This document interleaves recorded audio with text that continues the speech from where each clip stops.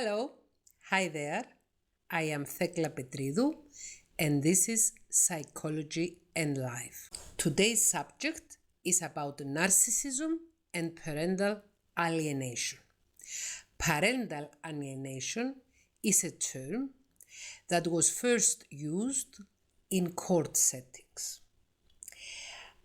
I want to talk about my personal experience with the parental alienation issue and how it is connected with narcissism. Back in 2005, I was invited into being a court expert on a criminal case against the father that was wrongly accused that he exploited his son sexually. At the time, his son was 12 years old and his daughter was 10 years old. I was really being extremely hesitant to be a court expert on this case, so I examined the case carefully before accepting this job. I had help from another court expert, a doctor who worked as a coroner and as an independent consultant in court. I was sure that the parent was wrongly accused of sexually assaulting the child. During that court case, I came into first contact with the horrible crime of parental alienation. I say that father was wrongly accused because even though he was convicted in 8 years jail time, his sentence was later revoked by an appeals court, and he even received compensation from the state for the wrongful imprisonment. In that case, the history was like that. A man gets married to a woman. The woman has a narcissistic personality type. She has a difficult personality type. They have 2 children. They divorce. The divorce is a difficult divorce because she has very strong demands about alimony. After she manages to receive the alimony from court, from family court, she asks from the ex-husband, the father of the children, to give his consent for her taking the children from the small Mediterranean island I come from, Cyprus, a European country, and move down to South Africa. He does not consent. He tells her explicitly that I do not want my children to go and live in the other end of the globe and not to have any in-person communication with them unless I have to travel for so many hours, and due to his jobs program and his financial situation, he wasn't able to do so. A few weeks after his denial to consent for his children to immigrate in South Africa, the accusation of him molesting his 12-year-old son is beginning a huge trial war. His ex-wife with his 12-year-old son go to the police and report the father accusing him of sexual molestation. There was a big issue in that court case with the validity of the medical report that the mother managed to obtain and present to the police and present to the case in court. For the first time in my life, I came into contact, notice that we talked about 20 years ago, with this situation.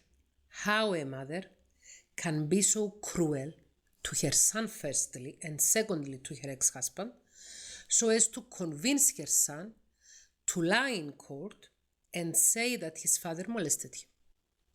How cruel can a person be?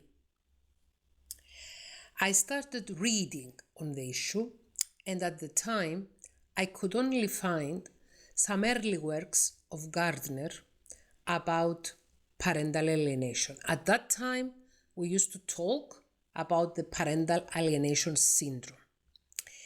Nowadays, there is no such diagnosis. It was never a diagnosis. It was a term invented by Gardner.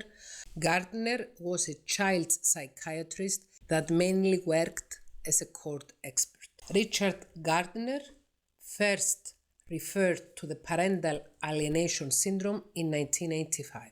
Since, there have been many questions about the term and about the usage of the term. But it still is a reality. There are narcissistic people who go to the extra length of destroying their children in order to get back at their ex or at the husband or wife, at the spouse who still resides with them. Nowadays, in DSM-5, there are several different diagnoses that are closely related with the symptoms of the parental alienation syndrome that firstly Richard Gardner invented. In plain terms, parental alienation refers to the case when one parent turns the children against the other parent. Parental alienation is as common in marriages and divorces as it is for people to be married and have relationships with people with narcissistic personality types. Once you take the fatal decision to form a family with a narcissist, you put yourself in high risk of being alienated by your own children. That your spouse, being a narcissist, will use your children to hit you. This is a horrible crime. After 2005-2006, that I first came into the realization of this condition, I have come in contact with many more court cases and clinical cases. And there is always a pattern. The parent who turns the children against the other parent is a narcissist.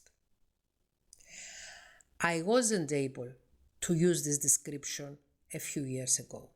I could only say that the parents, the alienating parents, are being toxic.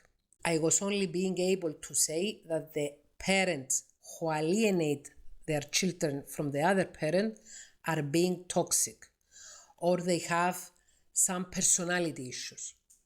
It was not before I was given the vocabulary by the recent work in psychopathology to understand what a narcissistic personality type is and what narcissists are and how they act. I had made this connection in my mind, in my brain, many years ago. I think it should have been like 15, 16 years ago when I realized that if you have a person in a family that is toxic and is defiant, and it's a person that likes to have fights and likes to have psychological war in the family setting, in the home, that person will most likely use the children as tools to fight the other spouse, the other parent, or any other adult in the family setting.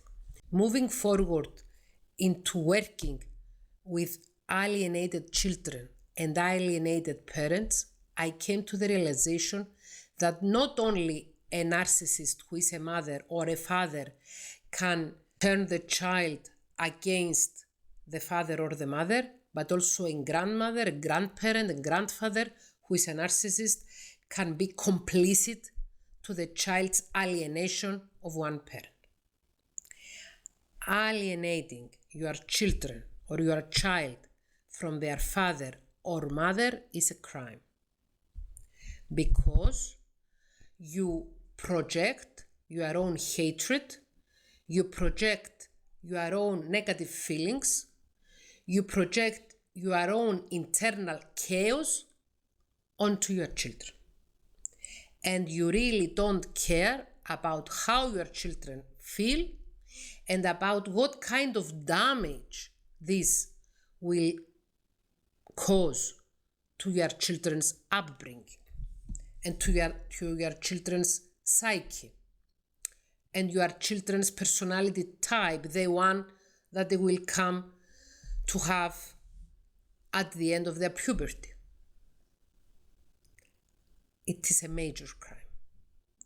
I've seen and I have witnessed cases of adult alienated children, that they came to me and they expressed their frustration, their anger, and even their hatred for the parent who turned them against the other parent. And what they all say is that I lost the opportunity to have a loving mother or a loving father in my life because the other parent was mean enough, was malevolent enough to turn me against my mother or my father. More commonly, we see mothers alienating children and making them hate and discard their fathers. But we can see parental alienation the other way around.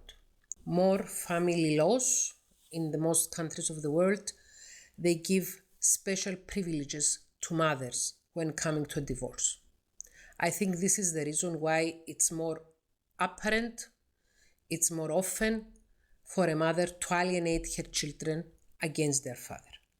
But there are also cases in which the father alienates the children from their mother. It's a huge issue. It's really difficult to be a child that suffers from parental alienation. It's also difficult for the alienated parent, but it's mostly difficult for the child. And it's not an easy thing, an easy trauma to overcome, the trauma of alienation. If you listen to this video and you are an adult alienated child, you are an adult and you realize that when you were younger or when you were young enough, one of your parents turned you against the other parent, and now when you have grown up, you regret for the invaluable time you lost with your parent that you were alienated from. Seek therapy. Seek therapy in order to heal your trauma.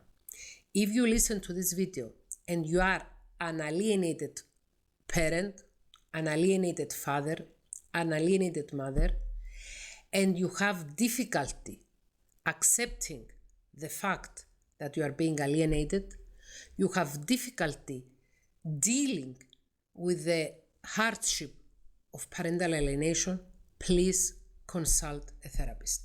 Please seek help. I am sure that an alienated parent does the best he can do or she can do in order to find legal representation that will help him or help her to defend themselves in court and to protect their children's rights. In a psychological point of view, in the psychological and emotional sphere, you need therapy and you need guidance in order to make it through this ordeal. In a future video, we will talk about how to deal with parental alienation when you are a parent and your child or children has been turned totally against you. There are some tactics and some values to go by in order to keep your sanity, because there is a huge possibility, a big possibility, that alienated children, when they grow up, they might understand that they were victims of parental alienation, that they were brainwashed against their parent and tried to reconnect with them. So we need to keep our brain in a good shape. We need to protect our mental health if we are alienated parents in order to be alive and be there and be able to connect with the alienated child when they try to reconnect once they grow up. I would love to read in the comments if you have any questions on this subject, or if you want to share some experiences that are relevant to narcissism and parental alienation. My advice is to take huge care before deciding who to have a family with.